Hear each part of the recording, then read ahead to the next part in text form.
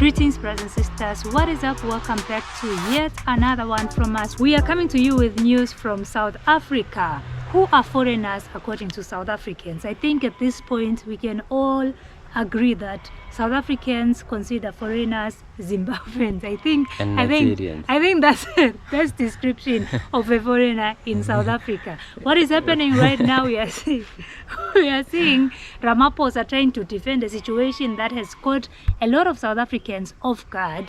We have a total of, I don't know if it's 160 or 153. 138. There are reports of either 160 or 138 Palestinians who have been dumped in Johannesburg, South Africa, or at Tambo International Airport, passing through Nairobi to South Africa. You know, it seems like the government was not even alerted on this one. It seems like they were not even ready to receive this Palestinian. Well, they are not foreigners as long as their skin is not like ours. These Palestinians into South Africa. You know, it seems like they were caught off guard, and a lot of South Africans have been asking questions regarding the situation that is currently unfolding. And we have a lot of debate regarding these people, because you are seeing Ramaphosa saying, we will accept these people and we'll do our due diligent investigation. Because you know, we've been fighting for Palestinians and their rights, you know, with all this Gaza happening, with all this issue happening in Gaza, and we all know what has been happening. And Mama Naledi Pandor has been in the forefront of, you know, just fighting for Palestinians, the rights of the Palestinian people. And right now they are saying, oh, South Africa, you seem like you are interested in these Palestinians. Let us dump them in your land and let us, you know, see how you guys are going to take this situation. So Ramaphosa is saying, you know what, we've been fighting for these people, so let's just accept them, welcome them, and do our due diligence, you know, investigations on who they are and how we are going to accommodate them in our society. It is giving me a lot of questions, because if their neighboring country, Zimbabweans, if the same situation was to happen, would Ramaphosa and his people be quick to say, let us welcome these people and do our duty? I don't know. Ramaphosa, the president, will say that, but the people, we saw this guy, this young guy, Dudula, this guy who was chasing away women and children from hospitals. This one would say, go back to we also country. Now have Zandile Tambula or something, Zandile something, she's called Zandile Dudula also, who has been fighting against Zimbabweans who are in South Africa. And we just want to give you a report on what has been happening in South Africa with regards to this Palestinian issue. On November 14, 2025, a significant incident unfolded at Johannesburg's Tambo International Airport involving 153 Palestinians who arrived in a chartered Global Airways flight from Kenya. The passengers, reportedly fleeing the war-torn Gaza Strip, were detained on a plane for approximately 12 hours by South African Border Management Authority. The detention stemmed from immigration concerns. The passengers lacked Israeli exit stamps in their passports. They did not provide local addresses and failed to indicate how long they intended to stay on their final destinations.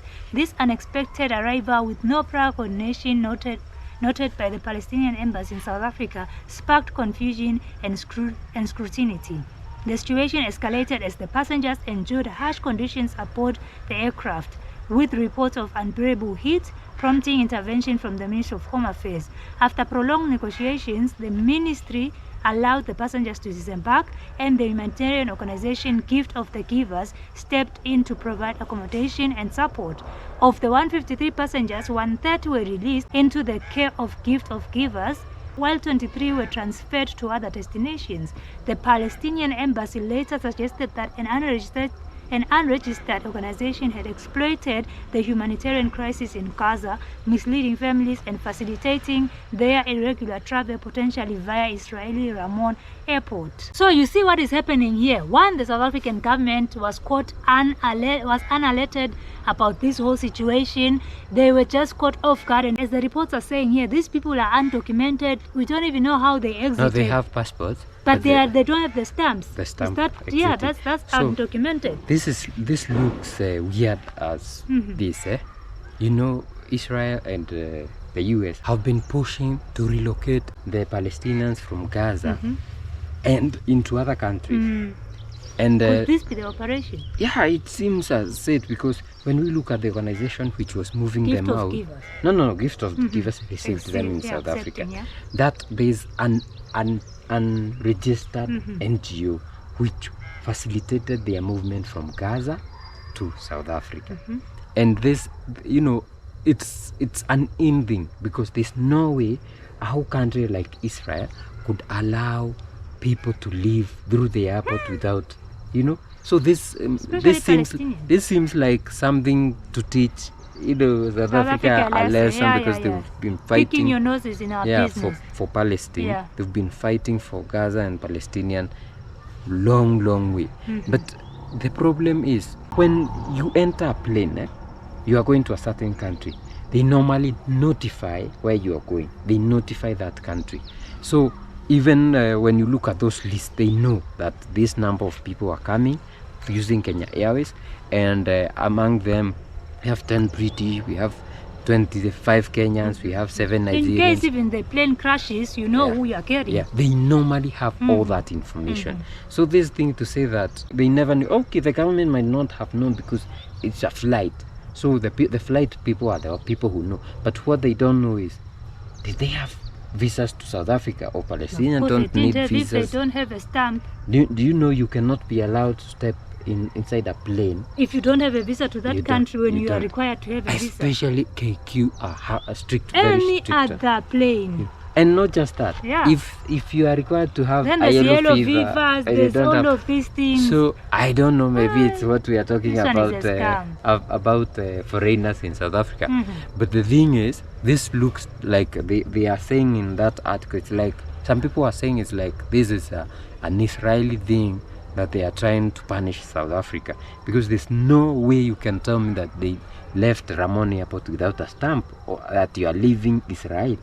You see? And the way we've been told that the Palestinians, they can't even exit without, you know, Israel's knowledge and all of this. It's so true. strict, you can't even. It's true. And how comes this one's even There's boarded an the plane? unregistered organization which nobody knows about. Something special. But the thing is, the good thing is, one, South Africans will have to learn from this. Like, your brother is your neighbor because you even share the same language. And the same names and surnames. Exactly. Another thing is, these people have the Palestinian embassy within South Africa. So good for them. Maybe after some time they'll be, but what I know is they will stay as a refugee there, and with some time they will, like, you know, in Kenya we have the people of Burundi, Rwanda, South Sudan. Actually, don't you see South Sudanese? We have Kenyans, South Sudanese, like even they are speaking the indigenous language. Yeah, like they are well. There's a girl who speaks even Kikuyu. Like they have lived here and they have become part of it. But the good thing is, these are brothers and sisters. In South Africa, they will just join the bandwagon of I'm white, you are black, you are lower than me, I'm superior. So they have won. Those ones have won. So good for them. I mean, I'm not saying that we should not fight for Palestine. We should. But the problem is, this is a crazy war that is being forced. This is something that is organized for some people to cash in, just like Sudan, just like Congo. You know, it's someone who's making profit out of this. And you know, also the undocumentation of these people. It's like what we have been seeing in different countries, Eswatini included, receiving, you know, these criminals into their countries. At least those ones are receiving them, knowing who they are taking in, and probably they will put in structures into, you know, safeguarding the citizens of the country. But imagine you are being given, you are being dumped, people that you don't know, no legal history, no nothing, you have no information about this person, and they're saying, there you go. So you don't you don't know how to receive this person, whether to put them in some isolated place or whether to, you know, and there's just a lot of nitty-gritties that are not another thing is, you know, it would have been easier if it was from Gaza to Egypt. Yeah, they are the same people, they are the same, they look the same, they speak Arabic, they are Arabs. But you know, Islamic Brotherhood is no longer working because they are not fighting for, it's only Yemen who is fighting, and Iran. But they could not do that to Iran because it's crazy, it's crazy. But what can we say?